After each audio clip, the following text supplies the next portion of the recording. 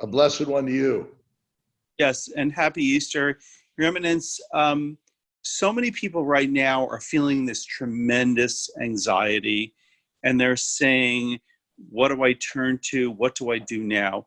What is your advice for them? Well, my advice is this. Throughout history, in periods of adversity and in periods of anxiety, as you just described, Dick, people traditionally turn to the Lord. They're bereft of the things they usually count on. On my Easter Sunday homily, I'm going to use the word emptiness. Emptiness. You remember on Easter Sunday when the apostles went to the tomb to pay respects to the broken, dead body of Jesus, the tomb was empty, empty. The angel said, "What are you doing looking for the living among the dead? He's risen and he's alive." That tomb was empty, and that emptiness is the beginning of hope, because God always wants to fill our emptiness with his life, his light, his love, his mercy, his goodness. You know, my Jewish friends, Dick, because we remember these are the days of Passover, they tell me that's why God led the people of Israel during the Exodus through the desert, okay? There were other routes, a lot easier. He led them through the desert. Why? The desert is barren. The desert is empty, meaning they had nothing, so they had to turn to the Lord, and he unfailingly filled them. So any time of emptiness, and Lord knows we're going through it now, we got empty churches. Our tables for Easter are empty. We can't gather with the ones we love. The people aren't going to jobs. They're not going to gyms. They're not getting paychecks. We're empty of the things we usually count on, okay? Something's got to fill that emptiness. We can go to unhealthy things, okay, and a lot of people do, or we can say, Lord, I don't know where else to turn. I'm having trouble making some sense out of all this, but I believe you're there, and I don't have much inside, and I'd sure appreciate it if you'd fill me with some focus, some direction, some meaning. I need your grace. I need your help, because all the things I usually count on aren't there. I don't know if that makes sense or not, Dick. It makes an incredible amount of sense. And one other point that so many people are feeling right now, there are people, first of all, we've talked about heroes. We've talked about healthcare workers. We've talked about people, firefighters, police officers, healthcare officers. But there are also some priests, and I know this from personal experience, going in, giving last rites in a unit, sisters doing the same thing. They deserve so much respect and appreciation, correct? Boy, Dick, am I ever glad you brought that up. I want to, but it might sound a little self-serving that I'm bragging about my own, but I don't mind bragging about them, and I'm glad you brought it up. I had on Holy Thursday a half-hour conference with my priests, and I complimented them for just that, Dick. They're out there. They're walking the streets. People are calling. They have somebody dying, they go. They have somebody said, I'm so messed up, I need to come up and talk. They can come. They keep the social distance and are very circumspect and careful. But the priests are coming through. The priests are spiritually what the physicians are to the body. That's what the priests are. They're agents of the divine physician, Jesus. And I'm glad you brought in our sisters. I'm glad you brought in our pastoral workers. We've got this massive phalanx of heroes who are doing good. And bravo, Dick, Brennan, for bringing up the priests as part of that.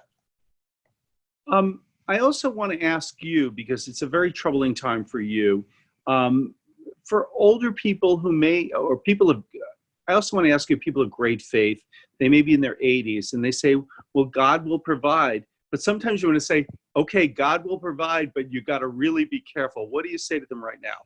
You're right. And what we always say is that God will always provide, but he provides through your common sense, through the advice of your physician, through our government leaders who are putting out responsible restrictions. God will provide, but he usually does it through our own noggins, our own consciences, and the good people around us. So we don't want this split. Can I tell you a little story? I hope it's not too long. When my little niece Shannon had cancer at 9, everybody in her little town was praying for her. And when her mom, my sister Lisa, went to the dry cleaners or went to the laundry to do some laundry, a lady said, "Hey, aren't you Shannon's mom?" And she said, "Yes, I am." And she said, "Well, I'm praying for Shannon." And my sister Lisa said, "So am I." "How is she?" the lady asked. "Well, Dr. Bob says she's fine." And the lady says, "You go to a doctor? Why? You just told me you prayed. Shouldn't you just trust God and let God do it?" And my sister Lisa says, "Yeah, one of the ways God is answering my prayers is through Dr. Bob." Now, that's what we all have to remember. Heaven and earth are united. Faith and reason are united. God gave us a brain, and if we're lucky, common sense, and he expects to use it now. It's such a weird time, and you know this. Today's Good Friday, and God bless you for doing this now, because I know how busy you are. But Good Friday, Holy Saturday, and then of course Easter Sunday. People are not able to go to churches. What do you say to people who can't pray together and feel alone? Yeah, I would say to them, we're never alone when we pray, all right? We're never alone. That's part of the emptiness that we spoke about earlier is central to the meaning of Easter. The tomb was empty, so is our heart and soul. But we are never alone. I got people telling me, yeah, they say I feel alone, but boy, I've discovered an interior strength I never thought I had, a sense of resilience and virtues and talents. I've discovered a lot of strength in friends and family, even if I can't hug them or sit down with them. And I've rediscovered a sense of my faith and that God is with me. I'm confident in his presence. So Jesus said, "I will not leave you orphans. I will be with you all days, even to the end of the world. My Father and I want to come and make our home with you." These are all consolations that we really think about during this beautiful Easter season. It can give us an antibiotic to that understandable sense of isolation that we're tempted to feel. Your Eminence, so many friends of mine, Catholic friends, Jewish friends, say the same thing. I've got faith, but wow, this is really testing my faith. What do I do? Yeah. Well, testing faith is not a bad thing. The Bible tells us that testing the faith leads to endurance and perseverance, which is a good thing. We test a lot of things, don't we? Teachers test their students. We test our strength when we exercise. Well, you might, I don't. We do a lot of testing, don't we? A good cook tests the sauce. So testing isn't always bad, all right? Testing could be like the desert through which God led the Jewish people, so that when they got to Israel, the promised land, they were filled with gratitude and humility. Didn't last long, my Jewish neighbors will remind us, but so testing can be a good thing. Something left untested usually shrivels up and dies. Married people tell me that. When my love for my husband, my love for my wife, if we just take it for granted and we float along, sooner or later, it gets kind of insipid. When that love is tested, you know, Dick, some of the married couples I find most in love are when the mom, the wife, and the kids are at home and the husband's in Afghanistan. That love is tested, but they tell me their love was never stronger, see? So this testing, we're usually tempted to think, hey, when God tests us, he's abandoning us or he's left us alone. No, the opposite is true. Your Eminence, final question, because a little juice here. I know you're a Yankee fan. Can you get the baseball season going?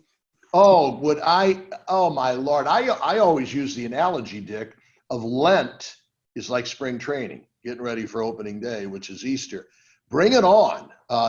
When I'm sitting in my room reading or writing letters or telephoning or emailing people, I'm thinking, boy, I wish I had the Yankee game on in the background. Even better if I had the St. Louis Cardinal game on in the background, since I'm still a Cardinal fan. But that day will come and we'll enjoy it all the more. Your Eminence, thank you so much. Blessed Easter, Dick, to you and Gracie and your family and all our viewers. And to you, because we need you now more than ever, and to Joe and all the great people of the Archdiocese who keep everything together. Thank you so You're much. gracious in saying it. Happy Easter. You too.